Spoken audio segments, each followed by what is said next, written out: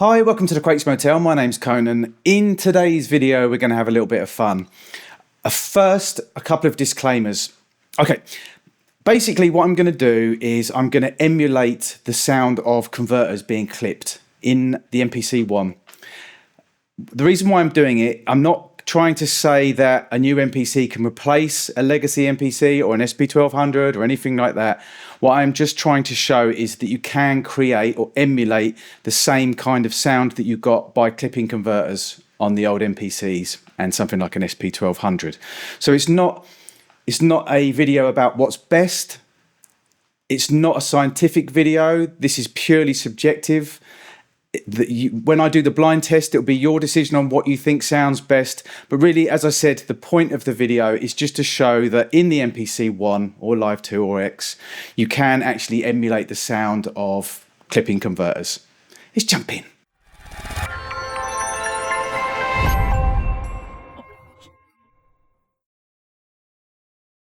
So as I said, this is not a scientific experiment. This will be completely subjective. I'm going to do a blind test at the end, which will be the emulation of the converter clipping that I've done in the MPC One. It will be an SP1200 and it will be an MPC3000. But I'll explain a little bit more about that towards the end. So what I'm going to do very, very quickly, because it doesn't actually really take very much work, is I'm going to, with some effects, I'm going to kind of emulate the sound of clipping your converters, playing a sample into your MPC really, really hot. The original sample, if you listen, it's not hot at all.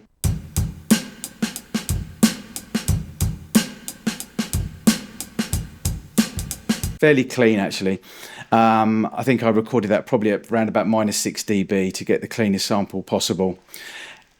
So I'm going to just quickly, honestly, it's pretty quick. If you go into, let's just come out here. If we go into Program Edit, okay, here we've got the sample. And if you then go to the effects at the end, into drum effects, you have 8 different effects here that you can apply. There are other effects that you can use. You can, for instance, use the new air clipper that's available in the MPC, but I wanted to do this with the free effects because not everybody buys the extra plugins, etc. So I'm just going to show you very, very quickly what I do just to kind of create that clipped conversion. Now, I'm saying that, I've been using MPCs and the SP1200, etc. since the late 80s, so for a long time and for thousands of hours. But this is still based on my memory. This is still based on how I remember things sounding, because I don't own an MPC 60 or 3000 anymore, and I haven't owned an SP1200 for quite some time as well. So again, like I said, it's not scientific, it's not exact. So there's no need, I mean, by all means you can comment and say if you want, but there really isn't any need to say that doesn't sound exactly like an SP1200. I'm not trying to make it sound exactly like anything. What I'm trying to show you is emulating the sound of clipping your converters. So first things first, we can use the soft clipper. We can bang that right up.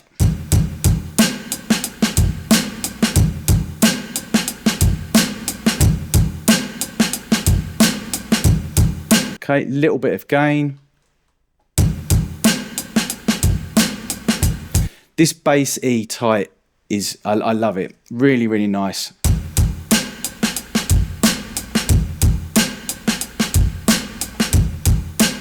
Just adds a really nice little bit of low end. Going to bit crush it a little bit. Let's take it up to around about 13, between 13 and 12.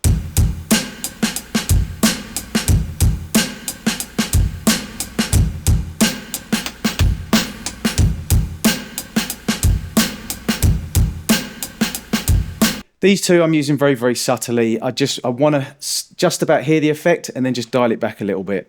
Might just add a little bit of the tube drive.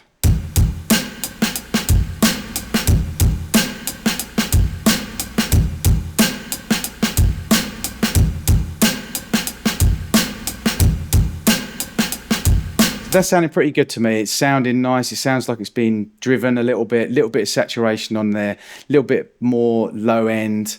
And so what I'm going to do now is, if you go into sampler, set this top one here. Normally by default, I think it's set to input 1, 2. If you take it to resample, it can be resample left or right. And what I am in effect basically going to be doing is resampling the sample that I've added the effects to. You don't have to do that, but a reason that I like to do it is it frees up a bit of CPU, because I want to hard bake this sound into this sample, so I don't need those effects anymore, and I don't need them to be eating up my CPU. So if I resample it, it's going to I can get rid of those effects and not use them at all. I'm not exactly sure how much CPU the drum effects use in the program edit. Not as much as putting actual effects on your inserts, I would imagine. Probably not that much at all. But like I said, as I'm hard baking it in, the more CPU that I can not be using, because later on I might need to use loads more in the actual project, the better things are going to be.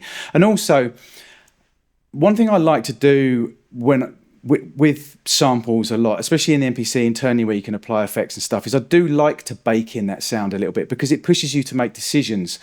When you've got endless different versions of a sample where you've applied a little bit of this, a little bit of that, and you can delete that and go back, and you don't make any decisions, so you're not going forward. You can spend 2 or 3 days just getting a snare drum to sound right. Sometimes just baking the sound in, it's not that you're stuck with it, because you can always go back and change it if you really, really want to, but it kind of helps you drive forward. In my opinion, it helps me drive forward if you just make some decisions. You know, back in the day when we used to bounce something to tape, that was it. It was bounced to tape. There was nothing we could do about it. Any compression or EQ or saturation or distortion effects or anything that we added to it, reverb, it was baked in, and that was it. We have the luxury now that we can bypass effects, put effects on, etc. But sometimes, you know, I do still like that old school workflow where things are just baked in. So that's what I'm doing here. I'm baking it in.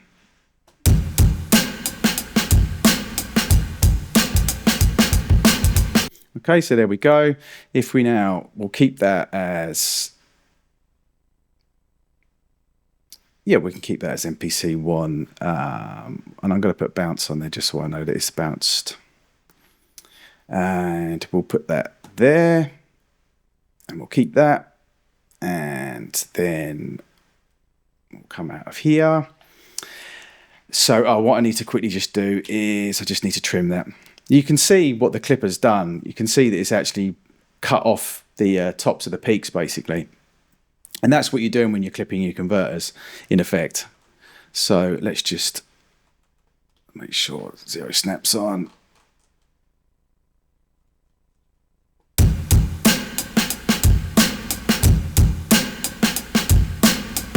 Okay, so I'm just going to discard. And I'm going to normalize as well. Reason why I'm normalizing is because the samples that I've got from the SP1200 and the MPC3000 have also been normalized as well. Okay, so as you saw, that was fairly quick. Going into program edit, applying that, and then resampling, and you're done. That's it. Okay, so what I'm going to do now is, this is going to be a blind test, and I'm going to leave it up for a couple of days, maybe a week, and you guys can decide what you think sounds best to you. Again, it's not really about what sounds best, although I do want to know what you think sounds best. And it's not about there's going to be a winner and, you know, it's going to be, oh, the SP1200 is miles better than the 3000 because it sounds better, etc., etc. That's not what this is about. I don't own an SP1200 and MPC3000 anymore, but I do have a client in London. He's a sound engineer and he owns both units, and we've worked with each other for a long time. So when I ask for something, he knows exactly what I want. He's done exactly what I wanted him to do, and as close as possible, he's got the SP1200 and the MPC3000 clipped the same amount.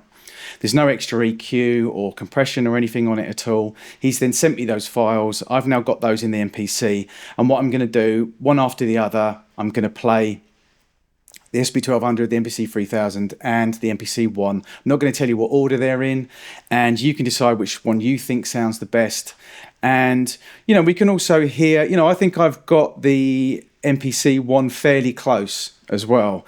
You know, and that was the point. The point was to show you that you can get it in the same ballpark as an SP1200 or MPC3000 or 60. I would like to have done the 60 as well, but he doesn't own a 60. So yeah, so that's it. Like I said, it's not anything scientific. It's, you know, it's is totally kind of done on the fly, but between us, we've tried to get them as close as possible in terms of levels, etc. So let's do it. Let's blind test, and then you can put in the comments below which you think sounds the best, or if you want, you can even say which one you think is which one's the MPC3000, which one's the SP1200, and which one's the MPC One.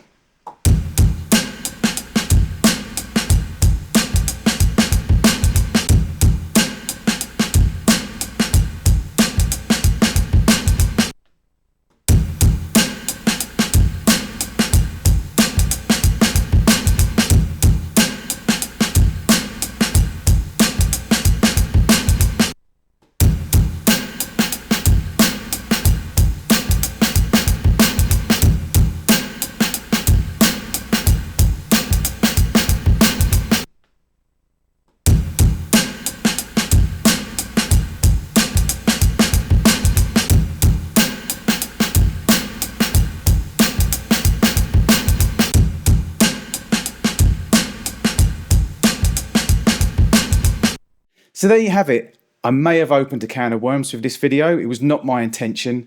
I just wanted to show that it is possible to emulate the sound of clipping your converters in the new MPCs. It's not about what's best, and honestly, 99.99999% of end users don't care anyway. If they think something sounds good, then they think something sounds good, and they don't really care how you made it, whether you used an old, new SP1200, MPC60, MPC One, or whatever. If you did it completely on your computer, or if you made it on your PlayStation, if it sounds good, the end user is going to like it. Simple as that. So thanks for watching. My name's Conan. This is the Crates Motel. Till next time.